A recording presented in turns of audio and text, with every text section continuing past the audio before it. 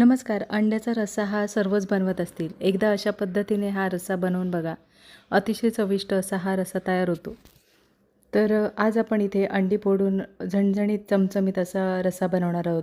अतिशय चविष्ट असा हा रस्सा तयार होतो. तर अगदी चपातीबरोबर, भाताबरोबर, भाकरीबरोबर हा रस्सा तुम्ही खाऊ शकता. तर हा रस्सा कसा बनवायचा तो आज आपण ह्या रेसिपीमध्ये पाहणार आहोत. तर इथे प्रथम आपण एका कढईमध्ये तेल गरम करून एक पातळ उभा चिरलेला कांदा छान लालसर होईपर्यंत आपण परतवून घेणार आहोत. तर इथे मी एक दालचिनीचा तुकड्याचा वापर करणार आहे. इथे तुम्हाला जर दालचिनी आवडत नसेल, तुम्ही नाही वापरली तरीसुद्धा चालेल. दालचिनीमुळे छान अशी चव येते. तर इथे आपण एक छोटा दालचिनीचा तुकडा घेतलेला आहे. कांदा लालसर होईपर्यंत आपण परतवून घेणार आहोत. तर इथे कांदा लालसर परतवून झालेला आहे आणि आता इथे अर्धी वाटी आपण सुकं खोबऱ्याचा वापर करणार आहोत. अर्धी वाटी सुकं खोबरं. कांदा आणि खोबरं अगदी लालसर होईपर्यंत आपण परतवून घेणार आहोत. कांदा आणि खोबरं लालसर होईपर्यंत परतवून घ्यायचं, म्हणजे रस्सा आहे त्याला छान अशी चव येते. तर इथे आता कांदा आणि खोबरं लालसर आपण परतवून झालेलं आहे आणि आता आपण कांदा आणि खोबऱ्यामध्ये 4 ते 5 लसूण पाकळ्या आणि एक छोटा आल्याचा तुकड्याचा वापर करणार आहोत. इथे तुम्हाला जर लसूण जास्त वाटत असेल तर तुम्ही कमी प्रमाण घेतलं तरीसुद्धा चालेल. तर अगदी कोकणामध्ये अशाच पद्धतीने हा रस्सा बनवतात. तर एकदा अशा पद्धतीने हा रस्सा बनवून बघा. नेहमी तुम्ही अशाच पद्धतीने हा रस्सा बनवाल. तर इथे आता कांदा आणि खोबरं भाजून झालेलं आहे आणि आता आपण थंड करून मिक्सरच्या भांड्यामध्ये आपण बारीक करून घेणार आहोत. इथे आता कांदा आणि खोबरं थंड झालेलं आहे आणि मिक्सरच्या भांड्यामध्ये आपण काढून घेणार आहोत. तर इथे थोडंसं पाण्याचा वापर करायचा आहे आणि कांदा खोबरं आपण बारीक असं वाटून घेणार आहोत. तर इथे कांदा खोबरं पण बारीक असं वाटून झालेलं आहे आणि आता आपण फोडणी करून घेणार. तर इथे आपण 4 अंड्यांचा रस्सा बनवणार आहोत. तर इथे 4 अंडी घेतलेली आहेत आणि आता आपण फोडणी करून घेणार आहोत. तर इथे गॅस चालू न करता आपण कढईमध्ये थोडंसं तेल घेतलेलं आहे, फोडणीपुरतं तेल. घरगुती लाल तिखट 1.5 चमचा. घरगुती लाल तिखट हे तुम्ही तुमच्या आवडीनुसार वापरू शकता. 1 चमचा गरम मसाला. इथे मी चिकन गरम मसाला वापरलेला आहे. घरगुती लाल तिखट आणि 1 चमचा आपण इथे गरम मसाला आणि 2 चिमूटभर हिंगाचा वापर करणार आहोत. तर इथे आता गॅस चालू करायचा आहे आणि एकदम गॅसची फ्लेम स्लो ठेवायची आहे आणि मसाले आपण तेलामध्ये परतवून घेणार आहोत.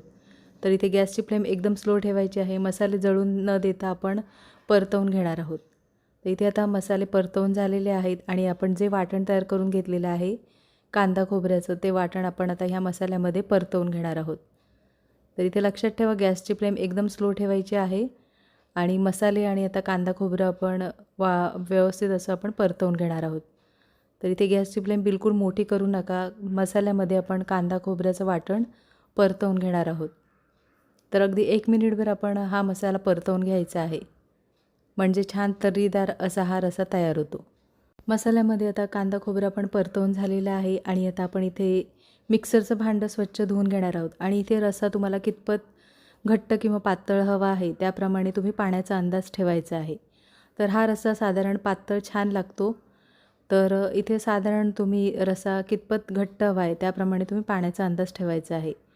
तर इथे आता रस्सा एकदा आपण ढवळून घेणार आहोत आणि आता रश्श्याला एक उकळ येऊ द्यायची आहे.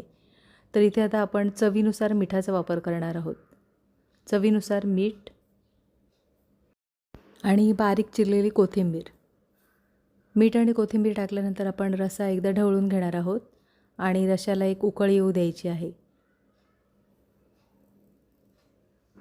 तर इथे आता मीठ आणि कोथिंबीरचा वापर केल्यानंतर आपण रस्सा एकदा ढवळून घेणार आहोत आणि ह्या रश्श्याला एक उकळ येऊ द्यायची आहे.